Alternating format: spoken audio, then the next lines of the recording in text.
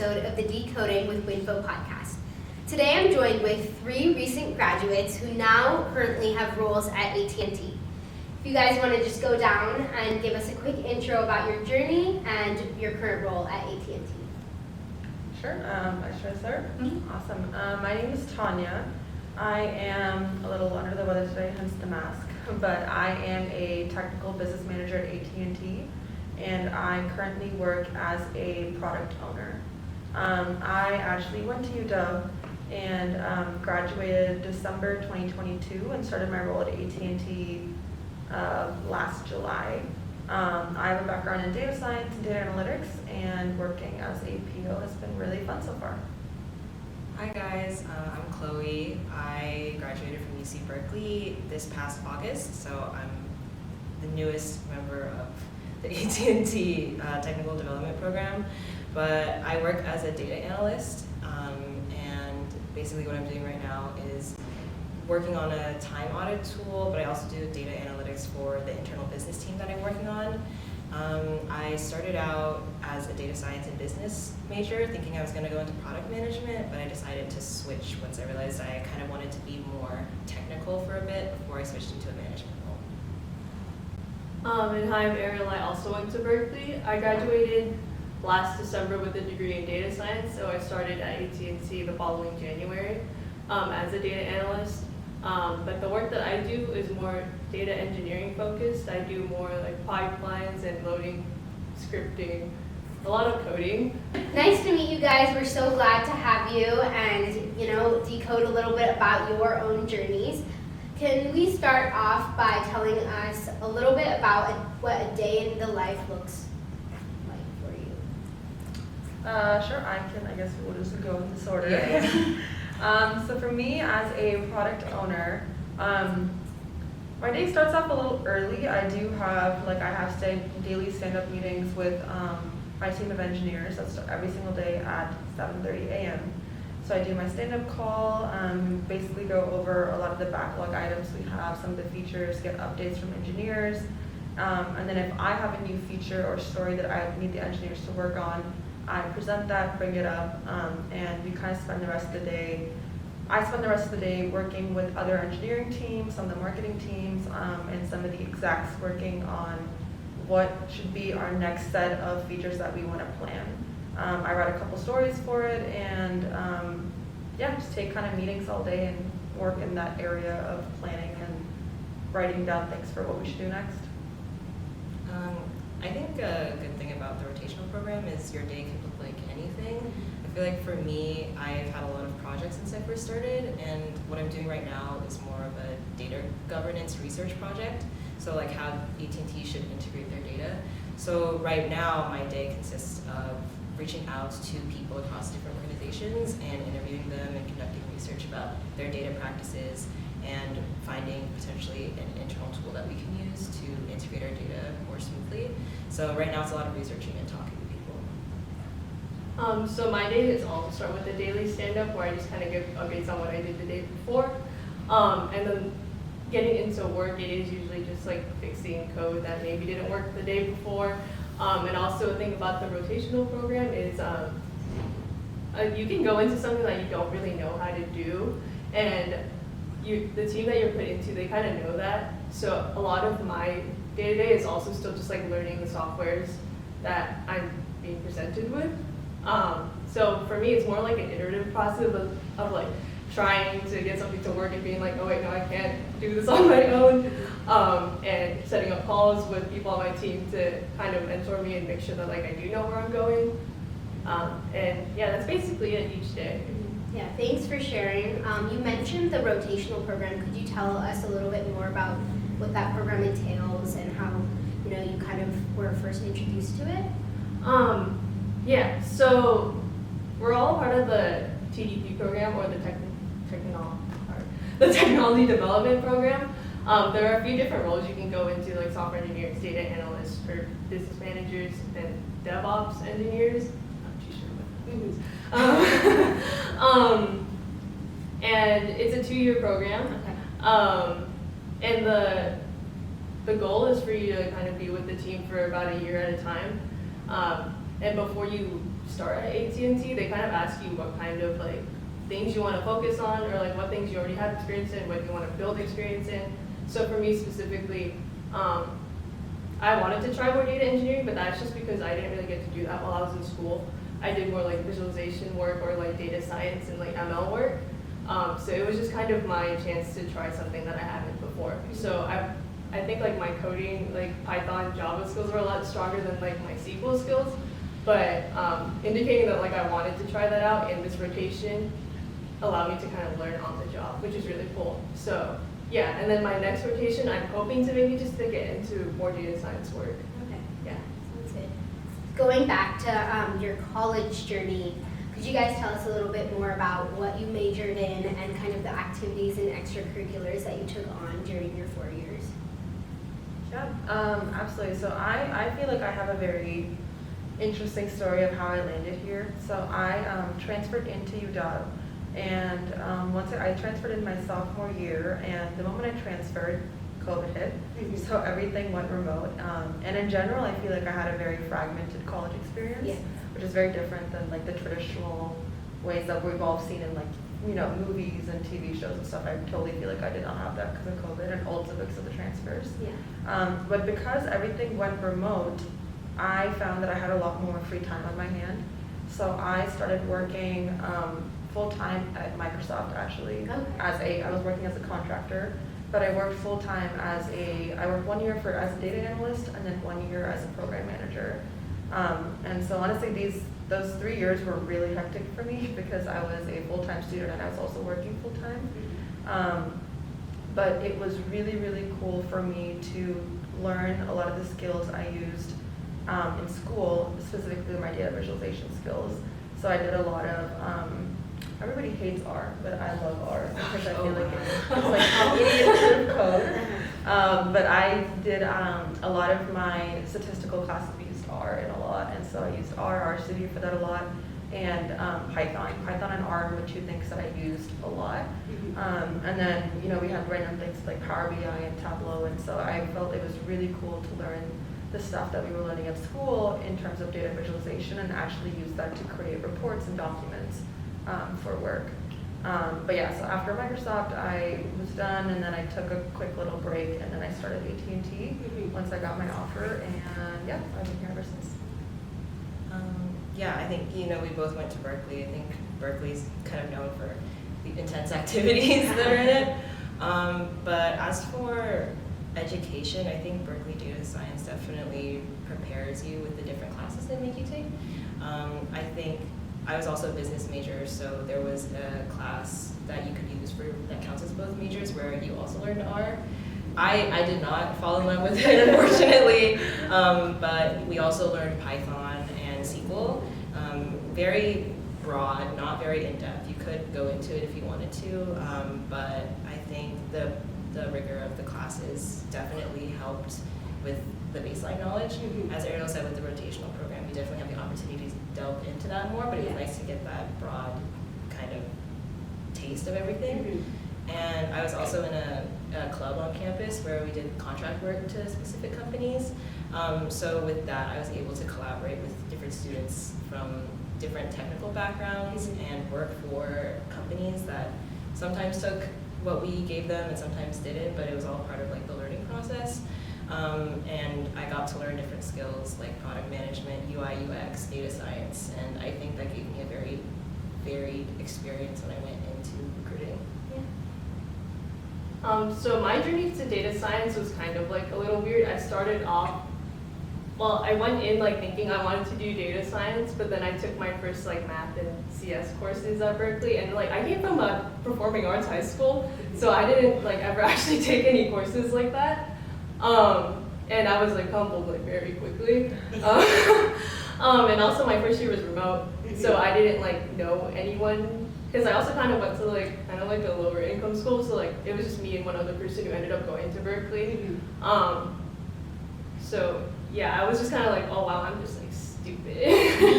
Like I think I thought I was the only one kind of like feeling that way, because Berkeley, I feel like there's like a very like loud minority of people who are like, oh sir, wouldn't you try it this way? Because in school, I don't know, like they love to like talk and like seem like they're really smart. Yeah, so I just thought like I was really dumb. So then I tried to switch into like literally everything. I was an English major at one point. I was a geography major at some point. And then it wasn't until I like got to campus and like got to meet people who were like, who kind of like reflected more of my background. And I was just like, oh wait, we're all kind of struggling. I just didn't know, because I just didn't know that like it was normal to be kind of like bad at that stuff. And then once I got like into data science, I started doing more roles like within campus. Like I worked with the data science like department. I did like program management roles actually through the data science department. I was a program manager for the undergraduate research community basically. I also worked with like this career accelerator program that helped like marginalized students in data science like get access to more resources, because that's just kind of something that resonated with me. Like I was like, oh, I wish I kind of had that when I started.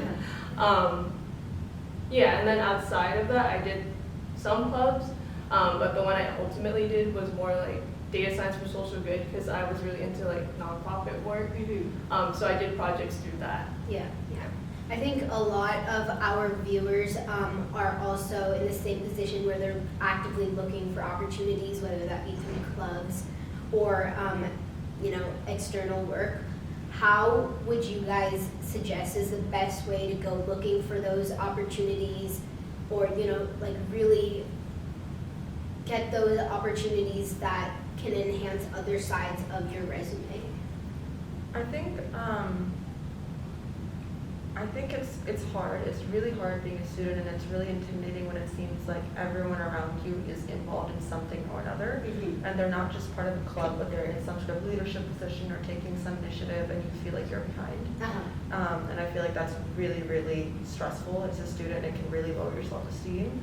But I feel like one thing, which I always like suggest to people, is that obviously you're looking, obviously you're gonna try your best, but if you're not able to find anything, don't be afraid to just start something on your own too, right? You can create your own portfolio of projects if you are, say, if you want to go into UI UX, right? I think having your own portfolio or anything that's like relatively creative, and I think engineering is so creative, right? Data visualization is very creative. Engineering work is incredibly creative.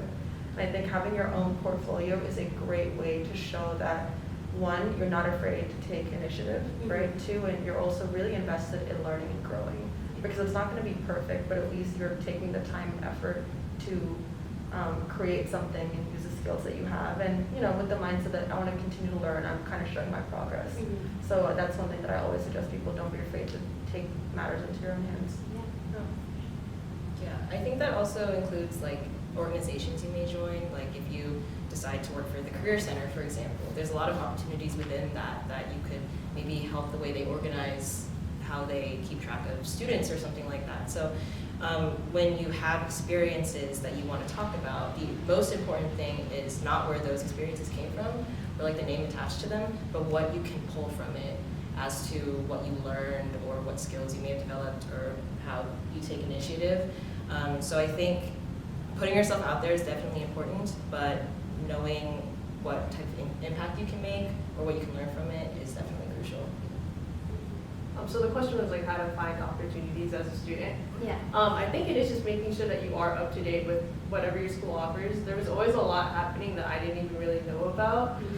So I tried to be really proactive with like going to like every career fair that I could, going to like if a company was visiting, like I would go and I would just like learn too, because I also just I didn't really like know a lot about like the computer science, data science world. So it was also just like an opportunity for me to learn. And actually, like I found my AT&T role through the career fair, and I met with the recruiter there, and she ended up doing like my first interview and stuff. So it was really cool to like kind of actually make that connection and see like, I don't know, that like me trying so hard to like get myself out there actually was worth it. Yeah. Perfect leeway. What initially attracted you to AT&T, and what was the hiring process like as a new grad? I think for me, like my favorite part about being at AT&T is absolutely TDP. I think that a lot of our friends who might graduate, a lot of them work in like FANG companies, right? Like Microsoft, Google, Facebook, Amazon, or Meta, sorry. But I think, you know, I don't think any company has a program that's as equipped as AT&T does with TDP to really make sure that a new class of incoming new graduates feel welcome and give them a sense of community, and also give them so much flexibility in choosing what kind of role experience they want. I think the fact that we're able to kind of talk to our manager and let them know that, hey, I think that I'm not getting as much as I want to from this role, or hey, I think I need a little bit more support, or just having someone you can go to, hi, we're not really sure how to navigate the situation. That is, I feel, extremely valuable. And just having a group of people that we sit with every day and are all our age and we can talk to and relate to is so important, and it really kind of makes going to work a lot more fun. Like, I feel like I feel a lot better going to work every single day, and, you know, not as nervous, even though it's a group of brand new people with such a huge company. But the fact that we have TDP and we have people our age, it's a lot more enjoyable. So for me, definitely TDP. Yeah, I agree with everything that was said about TDP. I actually found it on Handshake. A recruiter reached out to me. I think Handshake, going back to the last question, is a really good opportunity because, you know, it lists so many different roles that you could potentially get. So Arielle and I were actually both interns, so we interned over the summer, last summer, before we graduated into a new grad role. So our process was a bit different than maybe someone like starting off as a new grad. But I think after going through the technical assessments, behavior assessments, talking to the managers that interviewed us, I really got a sense of how chill, I guess I want to say, AT&T is. And especially the TDP program, and you can tell that they really care about cultivating new talent into a company that has a lot of older people working at it. Yeah, especially being on the West Coast, not necessarily exactly from Washington, but still having that sense of familiarity while also being able to explore a new place was very important. And I'm really glad that I got to have that experience, and I'm still getting to have that experience having just moved here, so yeah. So in terms of the hiring process, I think like right away I was pretty much like, oh wow, AT&T is kind of cool. But honestly, like I didn't know about like TDP when I applied. I was just like at the career fair like looking for anything. I think I was like a junior desperate for an internship, so I was just kind of casting my like net anywhere. And when I first met with when I was still talking to the recruiter like at the career fair, it was actually like kind of like a cute conversation because we were just like, she was like, oh my god, I love your outfit, and we were talking about like my clothes for like a while, honestly. So that's why we like immediately like recognized each other when like we did the first like screen. And I think like what really solidified it for me was actually during my technical assessment. It was all like Python, pandas, but like I don't know. I think like it's kind of hard to just like remember like every single like piece of documentation. So I was just kind of like, can I look at my cheat sheet? Like, is it fine if I look at my cheat sheet right now? Because I don't remember like where I put the dot or something like that. And the person who was interviewing me was just like, oh yeah. And then I pulled it up and he was like, oh my god, it's the same one I use or something. So we're just kind of talking about that. So that's when I was like, oh wow, this is like really nice. I already kind of felt included at that point. And then when I got to the final round with our current manager, Michael, I was able to even talk to him about like his identity. So he's Filipino and I'm Filipino. So I was able to talk to him about like you guys like, or how's like DE&I or something. And he got to talk about like they had like a Filipino American heritage potluck, I think, like that month because it was around October. So that just kind of already made me feel like this is kind of the place I want to be. Yeah. You guys both came in to the intern program, and especially the full-time role as people from out of state. How would you go about, like making connections, building relationships in a new city? I think Arielle can agree with this, but I think Facebook is a good place to meet people. I think Arielle's experimenting more with like making friends, but for me it's more of like event finding. So I play a sport and I joined the community for Seattle for that sport, and then through that I found like opportunities to go to different community centers and play that sport or join a league. And I think that is a very fast way to meet some new people and make some new friends, especially people like of different ages that are like older than you, but you still share a similar hobby. It's not just work. So I think that's especially crucial for me. Yeah. In general, I think Seattle is kind of a hub for new grads. Like we have Amazon and Microsoft here too, so there's a lot of people who are in the like exact same boat, and that's what I found from meeting people through Facebook. So that's just kind of like a common point that like I usually get with these girls that I do meet. But other than that, like I've been able to make a lot of good friends just through work, through the TDP program, because we're all like kind of the same age and we see each other every day. It's kind of like school. Yeah, and a lot of us are transfers in the program, so it kind of works out. Yeah, I think think most of there's only like 2 people that are actually from Washington. Yeah. Everybody else is new, so it's great for me too because I get to meet new people. It's not just like, you know, you do have 2.0 or 2.0. Yeah, for sure. Yeah.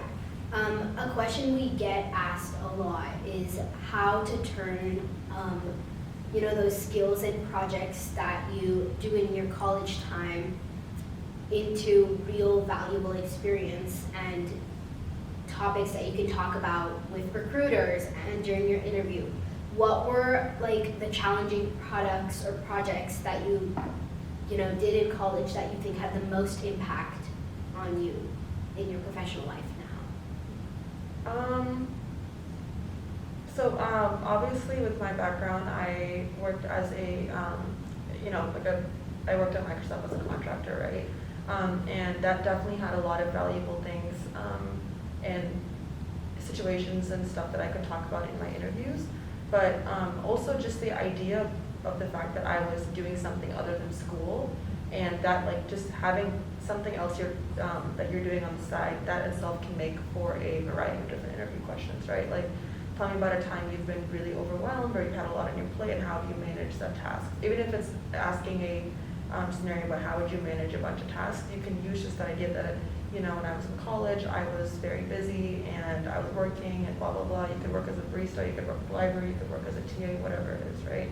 But the fact that you're able to, okay, so I wrote down all my tasks, I prioritized them, and I split them into small works, things like that. So even those situations can have a really big impact in interviews.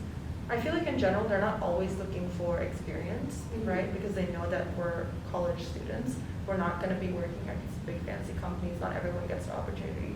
So just showing that you're able to organize yourself, or showing that you're able to plan things, showing that you're able to be a people person. Even if you have some sort of like messy situation while you're at work or between any group project and stuff at school, I think all of those examples are completely valid and just as important to talk about in our interviews, because it shows so much more about who you are as a person. Yeah. And speaks about you beyond your resume. So, yeah. I think for me, I got the opportunity to lead a team to make a widget for FigJam, which is like an educational tool. And even though it was contract work to Figma, anybody can make a widget. So like you could code it out, you could test it out. For us specifically, we made like a quiz widget. I think leading that team and learning from like the mistakes that I might have made, because it's the first team that I've ever ran before, and how to balance, making sure design works with front-end development. I think that's an experience that I gained a lot from, and that's something that I really talked a lot about in my interviews. Of course, when I was going through like the difficulties in that, I wasn't thinking like, oh, this would be really great to say during an interview. Like it was hard, but I think really pinpointing the moments where you were like emotionally invested in something that you were working hard on and that you ended up succeeding or failing at. I think pinpointing that kind of struggle that you went through and seeing what you learned from it and what you got out of it is something that you could get from any experience, as Tania said. So I think being able to do that just is helpful in general, and you can do that with any experience. Yeah, for sure. I feel like doing like anything outside of being a student is probably going to get you some kind of situational thing you can bring up in an interview. Like I think something that I would reference a lot was because I was a program manager, I would be hit with like a lot of last minute things like working with the undergraduate research program. Sometimes we have like a client suddenly back out of nowhere and be like, oh, what do we do with these 4 students now?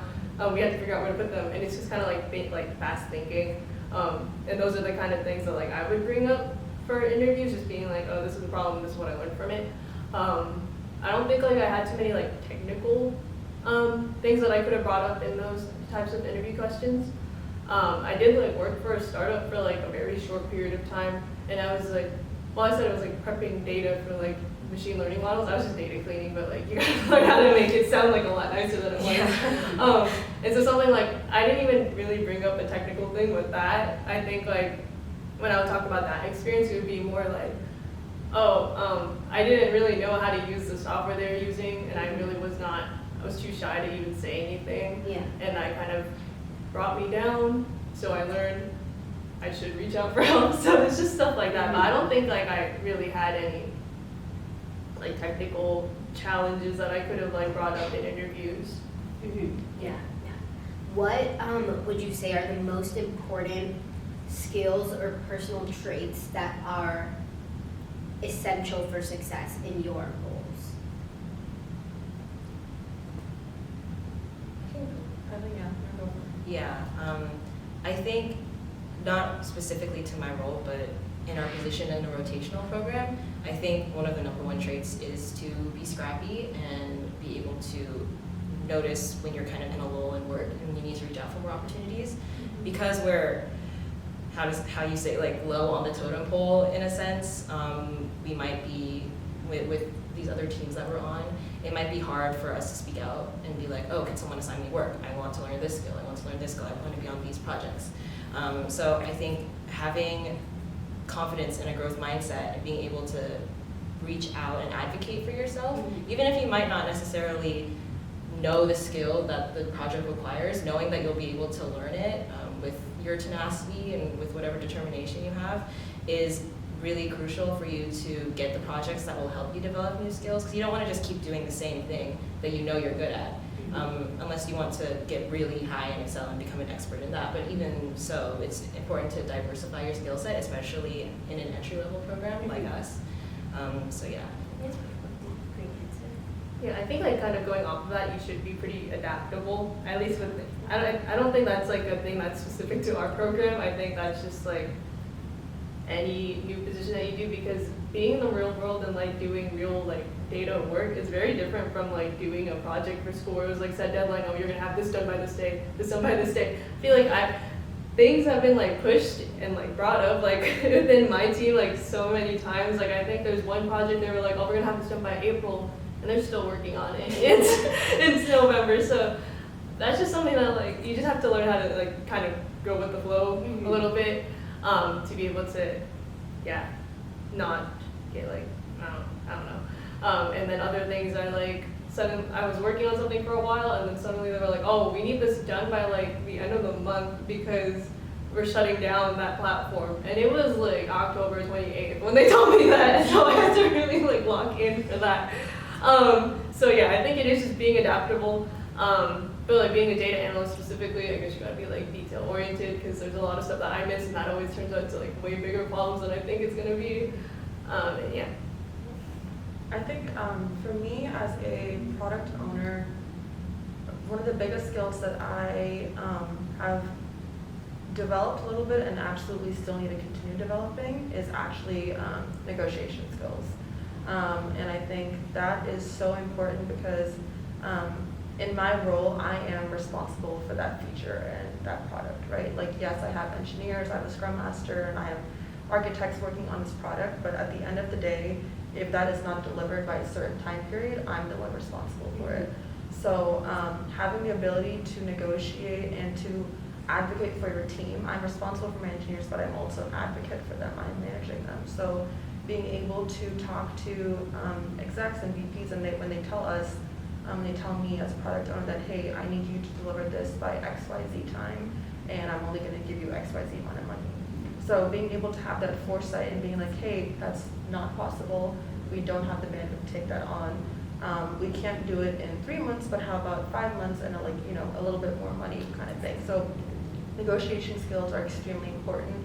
And I think in order to have that skill, confidence is very important. You need to believe in yourself and believe in your instinct as a product owner, and especially I feel like as women, sometimes we have the ability to kind of doubt ourselves a little bit more, and we take on a little bit more, and we always tend to care about, how might we come off, or how might people perceive us. But I think confidence is huge, and believing in yourself is huge, and trust your instincts. And I think negotiation is definitely a very, very valuable skill to have, not just as a PO, but even as an engineer or a data analyst, right? If one of your managers is giving you a task and you do not have the bandwidth, you have to tell them that you can't deliver it. And if you can't do it, you can't do it. You got to stick to it. And just having the power in yourself to understand that, I think, is extremely valuable and important. Yeah, great answers. Where do you guys see your own careers heading in the next few years? That is the $1 million question. All right. I think that is my answer to that question is changing constantly. I feel like one new thing that I've also learned this year is everyone's favorite buzzword, networking. So the more people that I meet, and the more I'm able to build my own circle, I'm realizing that it's not about learning what I want to do. I think it's easier to learn, or it's easier to understand what I don't want to do. So I don't necessarily have an exact direction. Okay, I absolutely want to, be in this Fortune 500 company. I'm going to be a CEO, but I know that one thing for sure that I don't want to do, I don't think I could be someone who works on a computer all day. I want to be talking to people. I want to be meeting people, and I think the only answer I have for that is that I want to continue to work with people and lead people. I think I have leadership skills, and that's something I want to continue to grow. I'm not exactly sure what industry, but that's definitely something I know for sure. I think for me, it definitely depends on some events. In school, I did a natural language processing class that I really enjoyed. So in my next rotation, I'd love to do something related to that and see how it goes. Depending on that, I might want to continue on in that path, or if not, then I might want to go into more of a product management position after getting a few more rotations with data science, data engineering. So that's what my career is looking like right now. For me, it's kind of hard to say. I feel my next step is to probably get a master's in data science, because our company helps pay for it, so it's kind of I should probably do it. And honestly, I like being a little code monkey. I like just not having to really talk to people and just work on my own and get my stuff done. So I would like to keep on that path. And I feel that's all I could really say for it right now, because I'm so early in. I'm just still kind of trying out every single path I could take within data. Yeah, great answers. Thank you all for sharing. So now we're going to go into a couple reflection questions. If you could go back to your freshman year self, what advice would you give yourself about preparing for a career in technology? I think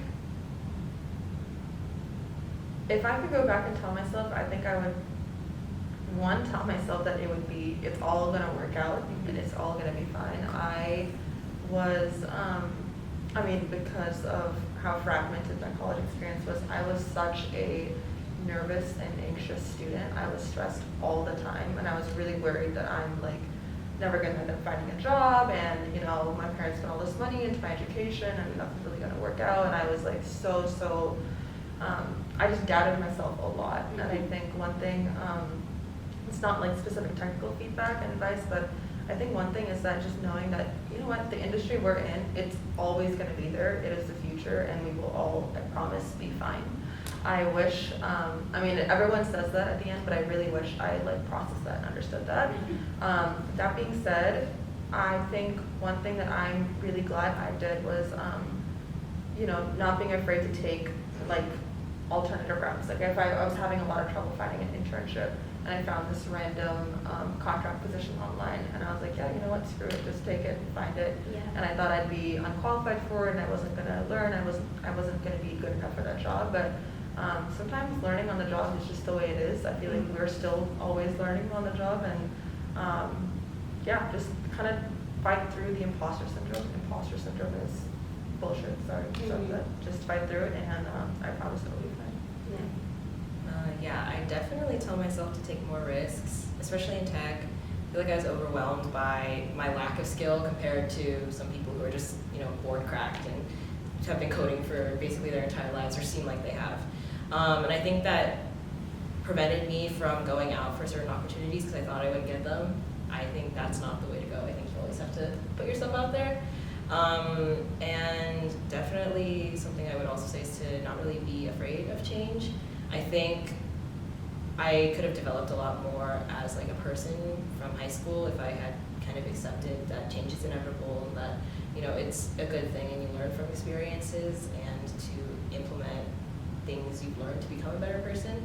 And I also agree with Tania. I think learning on the job is also just one of the most impactful things that has happened to me. I think school and classes are good to an extent, but really putting it into practice, you don't necessarily need all the skills that you need for the job when you apply for it.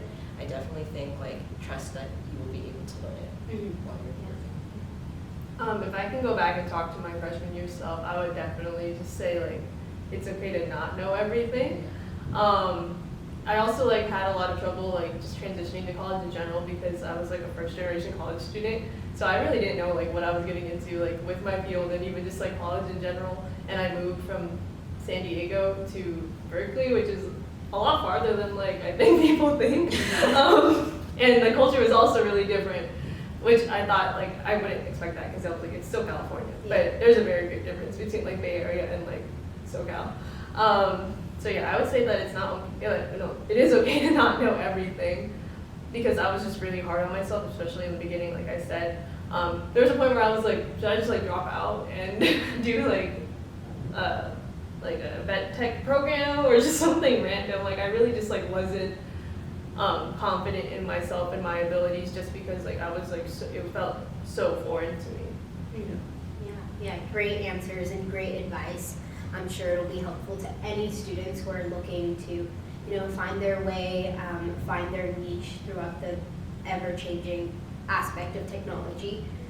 Last question, what excites you most about the evolving tech landscape, especially as companies like AT&T support more diverse tech talent in the industry? What are you excited about, the future of women in tech? I think I'm really excited about the future for women in tech. I feel now is the time. I feel women are finally able to, get a voice and really make an impact and really become leaders. Absolutely, there's a lot more work that needs to be done, but I feel now, I think between now to whenever we end our careers, there's going to be a huge generation of women that are going to be entering the field, and I really think that that's going to bring opinions and perspectives that the world has just never seen because women just weren't at the table before.